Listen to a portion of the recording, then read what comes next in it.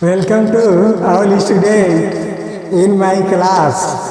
प्यारे विद्यार्थियों, मैं अपने क्लास में आपका हार्दिक अभिनंदन करता हूं और ईश्वर से कामना करता हूं कि आपके मन में जो सोचे हुए लक्ष्य है वह जल्द से जल्द पूरा हो, ऐसा ईश्वर से हम कामना करते हैं। कृष्ण कुमार पढ़ने के लिए तैयार हैं? हाँ। हैं विवेक कुमार? हाँ। नितेश कुमार? हाँ। राजनंदिनी कुमारी? मनीषा कुमारी? हाँ। हाँ, तो आप लोग पढ़ने के लिए तैयार हैं, आगे बढ़ने के लिए तैयार हैं। ईश्वर के को साक्षी मान करके हमको आगे बढ़ना है और हम यह कहेंगे कि जीरो से हीरो बनना है। जीरो से क्या बनना है? हीरो बनना है। हीरो बनना। अगर अभी आप जीरो हैं, अभी आपका नाम नहीं, जीरो कब है?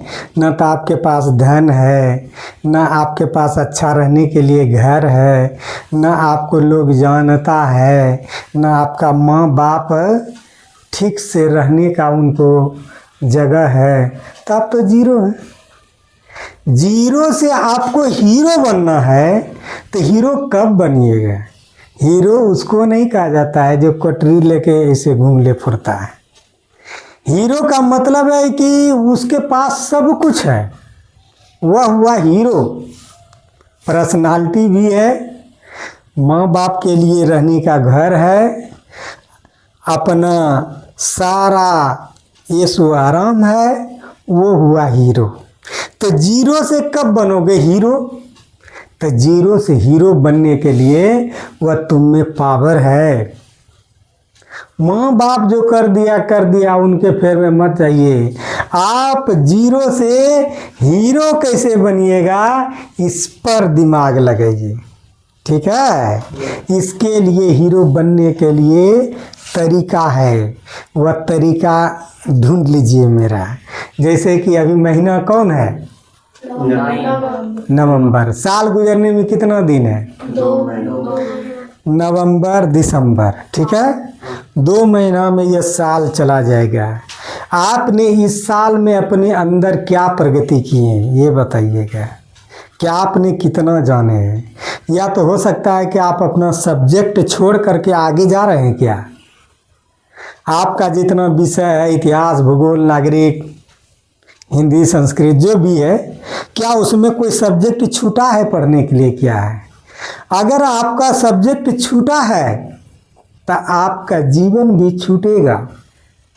इसलिए ख्याल रखिए कि आपके जो सब्जेक्ट वो छूटना नहीं चाहिए। मात्र 2 माह टाइम है। अब देख लो कि कौन कौन हमारा पेंडिंग जो है कि जो छूट रहा है, उसको आप फटाक कॉपी पर लिखिए कि ये चीज़ इतना अध्याय मेरे इतिहास में छूटा है, इतना भूगोल में छूटा है, इतना नागरिक में, इतना मैथ में, इतना इतना मेरा सिलेबस से ये चीज़ तो मेरा छूट ही गया है। और टाइम कितना बचा है? 2 महीना मान लिया ये साल गुजरने के लिए। तो आप ये सोच लीजिए कि आज इतना तारीख है, नवंबर है, मान लिया 2 तारीख है, तो 1 महीना में आप क्या तैयारी कीजिएगा, ठीक है? इसका प्लानिंग पहले से होता है। क्या होता है? पहले हाँ, प्लानिंग पहले से होता है कि इस महीना में क्या करेंगे। तो आप सब्जेक्ट बना लीजिए कि जो विषय छूटा है इतिहास में, हम इस महीना में इतना तैयारी कर लेंगे, इस महीना में इतना तैयारी कर लेंगे, ये मैथ इतना तैयारी कर लेंगे, ये इतना तैयारी कर लेंगे। अपना तैयारी का जो है मूड बना लीजिए, कॉपी बना लीजिए, और तब उस पर भिड़िए कि समय तो गायब हो रहा है, एक महीना में हम क्या तैयारी करेंगे। तो बस एक महीना में आप इतना तैयारी करा के देखिए, फिर शेष महीना में इतना तैयारी करके टोटल आप तैयारी कर लीजिए। आपको जो दिया गया था बॉस के द्वारा, आपके सर के द्वारा या आपके सरकार के द्वारा कि इतना चीज़ आप पढ़ लीजिए, वह आप समय गुजरने से पहले, समाप्त होने से पहले तैयार कर लीजिएगा। तब आप जीरो से हीरो बनिएगा। तब क्या बनिएगा? जीरो से हीरो। हीरो। अपना पेंडिंग काम को समाप्त करके अगला काम भी देखने का भांज लगाइए, अगले क्लास का। और चैलेंज दे दीजिएगा, अगर हम 6 क्लास में पढ़ते हैं तो कोई सवाल पूछ सकते हैं, आप पूछिए मेरे 6 का, कोई चीज़ पूछ सकते हैं। अगर इस तरह का आप भावना बना देते हैं, इस तरह का आपका मेहनत रहता है, तो जीरो से हीरो बन जाइएगा। क्या होइएगा? जीरो से हीरो। आप समय को न टारगेट बनाइए कि महीना हम ये कर देंगे, ये महीना हम ये कर देंगे, सूद के नहीं गवाएंगे। अगर आपको लक्ष्य प्राप्त करना है, जीरो से हीरो बनना है, तो मेरे बताए हुए अनुसार आप चलिए। अगर नहीं होता है तब आप बोलिए। हर चीज़, हर जगह, हर समय, कोई स्टूडेंट में नहीं है, कोई बड़ा लड़का में भी है, बड़ा लड़की में भी है, कि आप इस महीना में आप क्या कर रहे हैं, हंस खेल के करिए। हम नहीं कहते हैं कि पूरा दबाव कपाड़ पर दे करके करते हैं। हंस खेल करके उस टारगेट को पूरा करके दिखाइए कि मैंने ये करके दिखाया। तब आप वह लक्ष्य को प्राप्त कीजिएगा। और ईश्वर और आपके हृदय में, ईश्वर से हम कामना कर दें कि आपके हृदय में जो लक्ष्य की कामना बनाए हुए है वह समय से पहले पूरा हो। हम आगे क्लास की तरफ चलते हैं। चलिए, आपके स्क्रीन पर क्या लिखा हुआ है रितेश कुमार? प्रेजेंट में देयर का प्रयोग। आज प्रेजेंट में देयर का प्रयोग के बारे में बताएंगे। आपको अभी तक टेंस समाप्त कर चुके हैं, टेंस के पढ़ा चुके हैं। मनीषा कुमारी, राजनेंद्री कुमारी, आप जानते हैं कि टेंस को समाप्त कर दे। अब टेंस पर ही सारा चीज़ आगे में आधारित होगा। अभी हम आपके सामने लेकर के आए हैं देयर को, और देयर का प्रयोग कब होता है। तो देयर, देयर मतलब वहाँ होता है। देयर मतलब क्या होता है? वहाँ होता है। वहाँ होता है। और एक देयर का प्रयोग जो होता है सब्जेक्ट के रूप में होता है। किसके रूप में होता है? सब्जेक्ट के रूप में रहता है। सब्जेक्ट के रूप में देयर का प्रयोग वहाँ करते हैं जहाँ की सब्जेक्ट रहता नहीं है। ठीक है, सब्जेक्ट रहता नहीं है, वहाँ देयर का प्रयोग करते हैं। यहाँ देखिए, गौर से देखिए, आप ध्यान रहे आपके ब्लैक बोर्ड पर। और जहाँ समझ में नहीं आए तो निश्चित रूप से आप हमको बोलिए।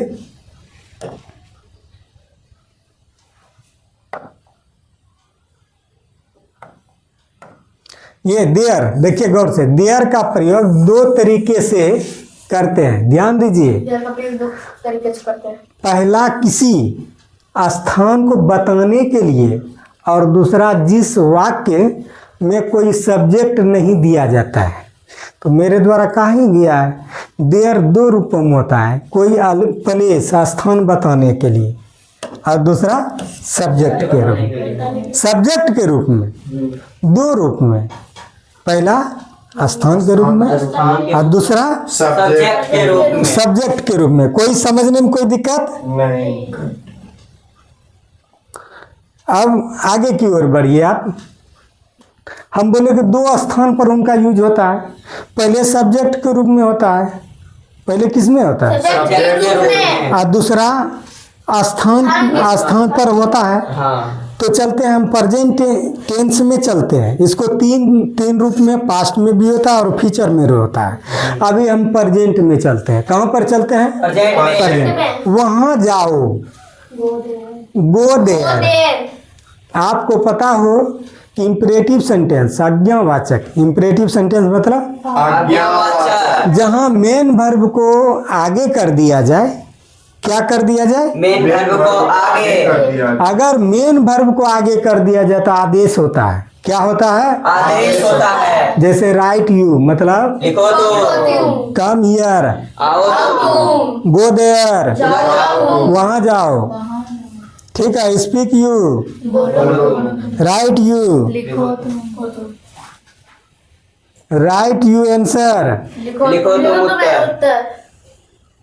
इस तरह से आप देखते हैं कि मेन वर्ब शुरू में ही बताए थे, पहले क्लास चलता था, मेन वर्ब को जैसे ही आपको आगे करते हैं वह आदेश होता है। क्या होता है? आदेश होता है। तो ठीक है, वहाँ जाओ तो देखिए मेन वर्ब जैसे ही आया आदेश है, कहाँ जाना? वहाँ, वहाँ बैठो, सीट देयर, वहाँ, वहाँ का हाँ देयर, सीट देयर, वहाँ बैठो, वहाँ देखो, look at Sit there. There, वहाँ देखो, सीट डाउन, सिट डाउन, बैठो तुम। बैठो तुम। लेकिन देयर में देखिए वह स्थान को दर्शाता है कि वहाँ बैठो, गो देयर, वहाँ, वहाँ, ठीक है, सीट, सीट देयर, वहाँ बैठो, ठीक है। हाँ, तो स्थान को दर्शाता है, तो यहाँ देखिए देयर का प्रयोग है। कोई दिक्कत? तो आपको हम बताएं कि ये देयर 3 रूपों में आता है, प्रेजेंट में, पास्ट में और फ्यूचर में, 3 रूप में आता है। अभी हम आपको प्रेजेंट में लेके चलते हैं। कहाँ लेके चलते हैं? हाँ, तो प्रेजेंट टाइम में बताए थे कि चूंकि इसमें तो सब्जेक्ट रहेगा नहीं, सब्जेक्ट रहेगा नहीं तो वर्ब भी नहीं रहेगा। हाँ, सब्जेक्ट के रूप में कौन रहेगा? देयर, देयर रहेगा। तो यह प्रेजेंट टाइम है। हाँ, कौन सी है? प्रेजेंट टाइम, इसमें मेन वर्ब रहबे नहीं करेगा। सब्जेक्ट के रूप में कौन रहेगा? देयर, कौन रहेगा? देयर। अब प्रेजेंट टेंस में, प्रेजेंट टाइम में क्या चीज का प्रयोग होता है? Is am are. Present time में क्या आता है? इज एम, तो हम इज एम आर की तरफ चलते हैं। जो इसमें इज एम आर का प्रयोग होगा प्रेजेंट टाइम में होगा, इसमें मेन वर्ब का प्रयोग नहीं होगा, सब्जेक्ट के रूप में देयर का प्रयोग होगा। कोई दिक्कत नहीं, आप स्ट्रक्चर के रूप में आप आइए, स्ट्रक्चर देखिए, सबसे पहले देयर का प्रयोग होगा, तब इज एम आर उसके अनुसार लगाना है।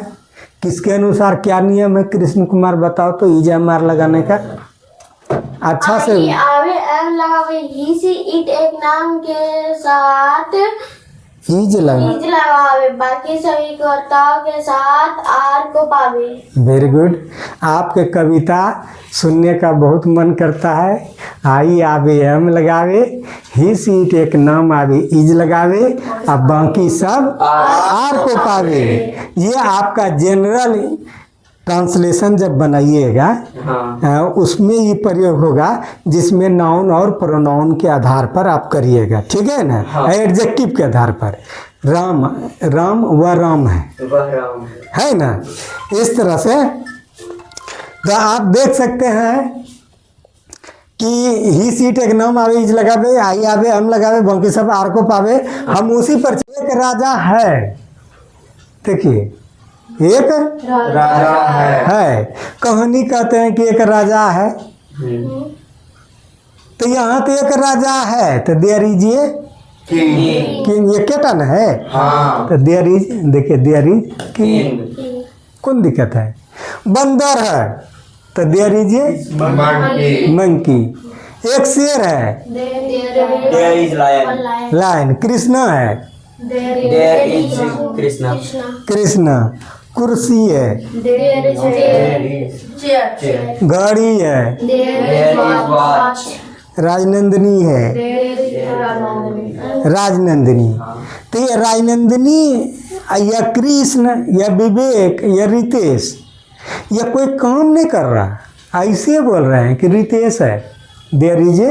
रितेश। या रितेश काम करता है तब टेंस चला जाएगा। हाँ। तब क्या चला जाएगा? टेंस। तो हम यहाँ देखते हैं कि जिसमें करता नहीं रहे, काम करने वाला करता नहीं रहे, सिर्फ नाम रहे, तो वहाँ देयर का प्रयोग होता है। क्या चीज का प्रयोग रहा है? देखिए गौर से, कोई दिक्कत? नहीं। आगे की तरफ हम बढ़ते हैं।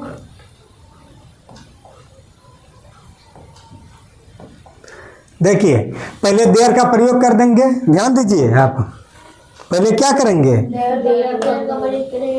पहले देयर का प्रयोग कर देंगे, तब क्या इज एम आर आवश्यकता के अनुसार, तब ऑब्जेक्ट अदर वर्ड। कोई दिक्कत नहीं। जैसे बैग में कॉपी है, बैग में कॉपी है। ये नहीं कि कॉपी डोलता है, कॉपी हिलता है, वो नहीं बोल रहा है। बैग में क्या है? कॉपी है। वहाँ सब्जेक्ट है ये नहीं है, तो इसे there is a copy, there is a copy. Copy. कहाँ है? तो बैग है, बैग में, इन माई बैग। कोई दिक्कत नहीं। इन पहले लगा। और बैग में, मेरे बैग में, मेरे बैग में कॉपी है, there is a copy in my bag. कोई दिक्कत? उसी तरह बैग में कॉपी नहीं है, there is no a copy in my bag. मेरे बैग में कॉपी नहीं है, there is not a copy in my bag. कोई दिक्कत? खाली उस जगह लगा देना, इज के बाद क्या लगा देना है? नोट लगा देना। यह नेगेटिव हो जाएगा। क्या हो जाएगा? नेगेटिव। तो नेगेटिव का अगर स्ट्रक्चर है कि देयर इज एम आर आवश्यकता अनुसार लगाना है, इसके बाद नोट, ऑब्जेक्ट और अदर वर्ड। इस जगह ऑब्जेक्ट लगाना है, यह नाउन लगाना है, नाउन ही में ही वो आएगा। जैसे कि यहाँ कॉपी किसी वस्तु या व्यक्ति के नाम को संज्ञा कहते हैं, यही ना? तो वह नाउन भी होगा, यह ऑब्जेक्ट भी होगा। ऑब्जेक्ट है किसको ले जाता है, तो कॉपी को ऑब्जेक्ट है। ठीक है। इंट्रोगेटिव में है, आप यहाँ देखें गौर से, इंट्रोगेटिव में जो है कि प्रश्न करता है। क्या करता है? प्रश्न करता है। देखिए यहाँ वाला बैग में कॉपी, मेरे बैग में कॉपी नहीं है, there is not a copy in my bag. ठीक है। यहाँ देखिए इंट्रोगेटिव में, क्या मेरे बैग में, क्या मेरे बैग। मेरे बैग में कॉपी है, आप ही से पूछता है, इंट्रोगेटिव करता है। क्या करता? पूछता है। तो हेल्पिंग वर्ब को आगे कर देना है। क्या कर देना है? हेल्पिंग वर्ब इसमें क्या है? वही बोले ना कि जब प्रश्न पूछे तो हेल्पिंग वर्ब को आगे करना है, जब आदेश दे तो मेन वर्ब को आगे करना है। अंग्रेजी में दो एगो चीज, अगर आदेश दे तो मेन वर्ब को आगे करना है। कम हियर, यहाँ जाओ, गो देयर, वहाँ जाओ, स्पीक यू, बोलो तुम, लव मी, मुझे प्यार करो, बलजबरी, वही न प्रश्न करता है, लव मी, है ना? मुझे प्यार करो। ठीक है। आदेश, लव मी। ठीक है। मेन वर्ब को जैसे आगे करो, क्या होता है? आदेश होता है। क्या होता है? ठीक। हम इसमें हेल्पिंग वर्ब को जैसे करता है तो प्रश्न, मैं राम हूँ, आई एम राम। क्या मैं राम हूँ? एम आई राम। वह राम है, ही इज राम। क्या वह राम है? Is he Ram. वो हेल्पिंग वर्ब को आगे कर देना है। हेल्पिंग वर्ब को क्या कर देना है? आगे कर देना। इसका हेल्पिंग वर्ब इज था, देखिए यहाँ इज था ना? हाँ। है, इज को आगे करनी, is there a copy in my bag. कोई दिक्कत? नहीं। इस तरह से आप इंट्रोगेटिव की तरफ चल दिए। अब हम आपको लेके चलते हैं, क्या बोलो? Plus negative. बोलते जाओ, इंट्रोगेटिव प्लस नेगेटिव। क्या बैग में कॉपी नहीं है? क्या बैग में कॉपी नहीं है? क्या मेरे बैग में? ये भी लेक्शन लगा सकते हैं। हाँ। सेंटेंस अच्छा होगा। क्या मेरे बैग में कॉपी नहीं है? एक तरफ क्या पूछता है और दूसरे तरफ नहीं है।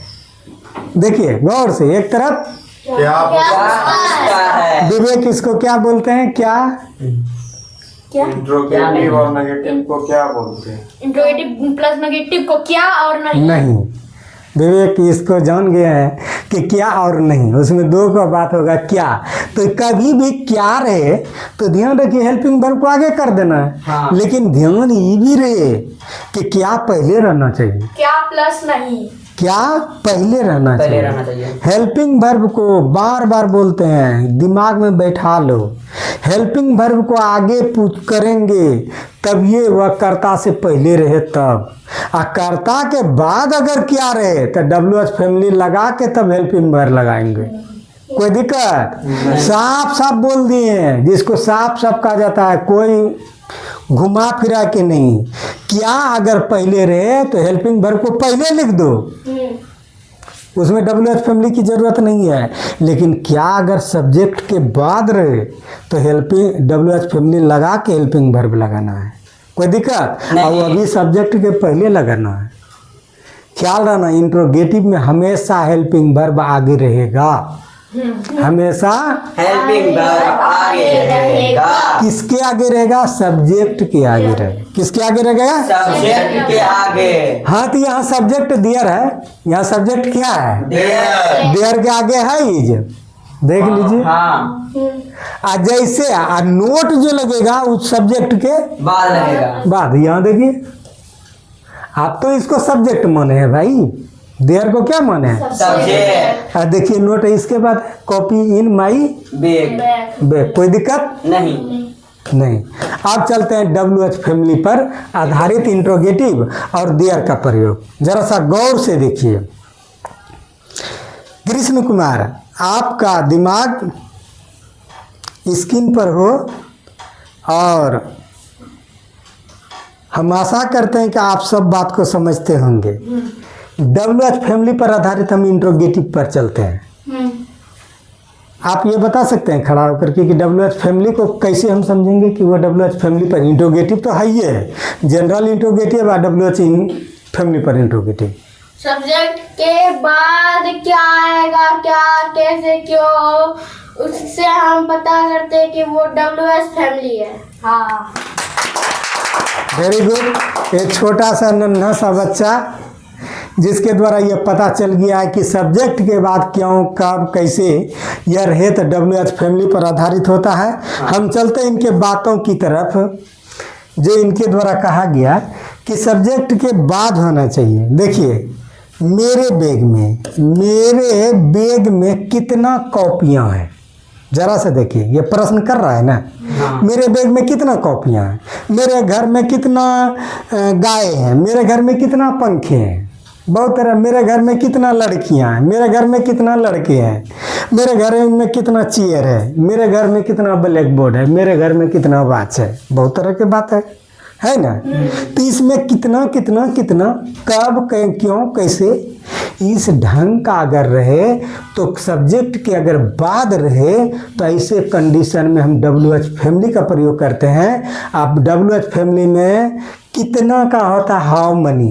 क्या होता है? How many. How many, MA and Y। How many, हाँ, how many copy, how many. Sir वहाँ पर एन नहीं लिखा हुआ, एन लिखा हुआ। कहाँ ये? हाँ, हाउ मेनी हुआ, हाउ मच, हाउ मेनी। हाँ। हाउ मच और हाउ मेनी दोनों का अर्थ होता है कितना। क्या होता है? कितना। लेकिन ख्याल रखिए, जिसको हम गिन सकते हैं उसमें हाउ मेनी लगाएंगे, और जिसको गिन नहीं सकते हैं हाउ मच लगाएंगे। ये दोनों में यही अंतर है। जैसे पानी को नहीं गिन सकते हैं, हाउ मच वाटर, वाटर। ठीक, कितना पानी, ठीक है। आटा को नहीं गिन सकते, मटेरियल नाउन में। How much wheat. हाँ, कोई भी तारे सबको नहीं गिन सकते हैं। जो अनगिनत बाल को नहीं गिन सकते हैं। जो घना हुआ जिसको संभव गिन सकते हैं तो हाउ मेनी लगेगा, और जिसमें गिन नहीं सकते हैं तो हाउ मच लगेगा। दोनों का अर्थ होता है कितना, दोनों का अर्थ। तो हाउ मेनी कॉपी, कितना कॉपी भाई। आर, जैसे ही अधिक हो गया तो वहाँ ईज लगेगा, कार लगेगा, आर। तो यहाँ कहता है कि पहले WH फैमिली लगाइए, तब इज एम ऑब्जेक्ट लगाइए। ऑब्जेक्ट में यहाँ कॉपी है, आई इज एम आर, तब देयर लगाइए इन माई बेग बैग, कोई दिक्कत? नहीं। तो how many copy are there in my bag, bag. कितना कॉपी मेरे बैग में है, ये बताइए। इस तरह से आपसे हम एक अनुवाद पूछेंगे।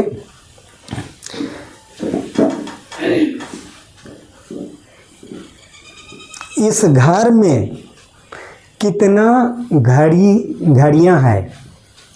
How many watch are there? How many watch is are How many watch are in this house? Are there? How many?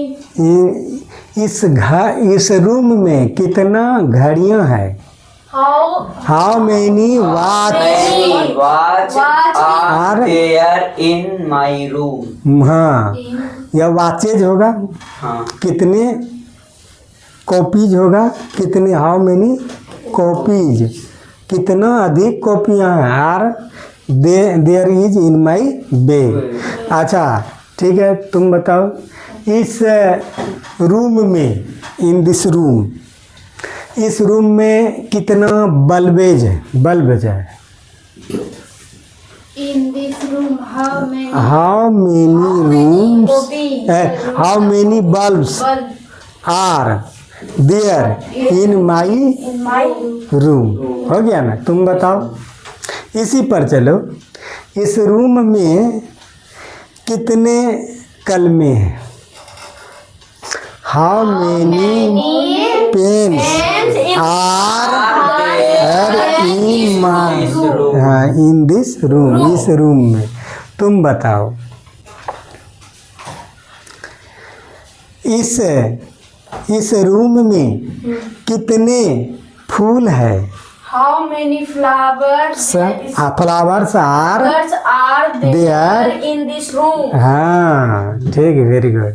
आप बताइए इस रूम में कितने बहनें हैं? How many sisters are are there in the room? In this room. इस तरह से देयर का प्रयोग हम प्रेजेंट टाइम में किए, प्रेजेंट टेंस में किए, प्रेजेंट टाइम में किए, वर्तमान समय में किए, जो आप लोगों के सामने प्रस्तुत किए। जय हिंद, जय भारत।